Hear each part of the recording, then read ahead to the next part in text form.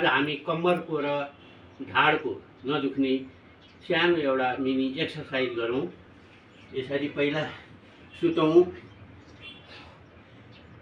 दाहिने खुट्टाले देब्रे घुँडामा यसरी पैतालाले राखौँ, अनि यसरी बायाँपट्टि यसलाई घुँडालाई फोल्ड गरौँ, कम्मरलाई फोल्ड गरौँ, अनि लामो श्वास छोडौँ। 15 चोटि गरौँ। 1 श्वास छोड्ने, 2 3 4 5 6 7 8 श्वास छोड्ने, 9 10 11 12 13 14 15 खाली श्वास मात्रै छोड्ने। चेन्ज। अब अर्को साइड, देब्रे खुट्टाले दाहिने घुँडामा हात राखौँ, यसरी कम्मरलाई फोल्ड गरौँ, श्वास छोडौँ। 1 श्वास छोडौँ, 2 श्वास छोडौँ, 3 श्वास छोडौँ, 4 5 6 7 8 9 10 11 12 13 14 15। चेन्ज। यसरी मिनिमम 15 सेकेन्ड गरौँ। अर्को अब आउनुहोस्, हामी ढाडलाई गरौँ।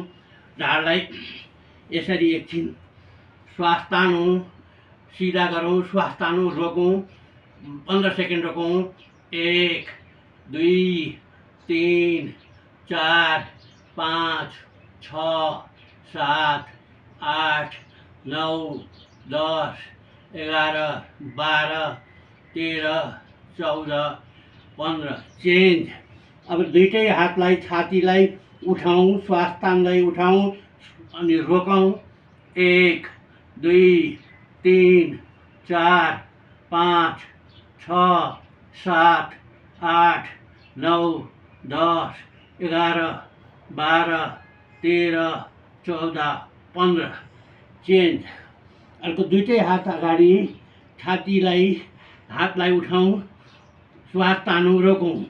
1 2 3 4 5 6 7 8 9 10 11 12 13 14 15।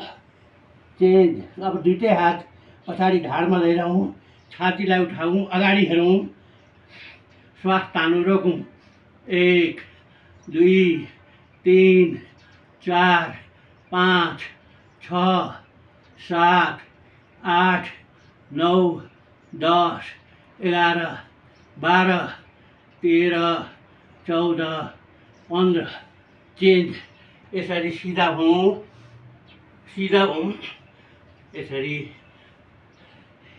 प्रत्येक दिन बिहान उठेर यति ढाड र कम्मरको अलिकति गऱ्यौँ भने दिनभरिलाई हाम्रो ढाड कम्मर दुख्दैन, निको हुन्छ, फाइदा गर्छ। ओम शान्ति।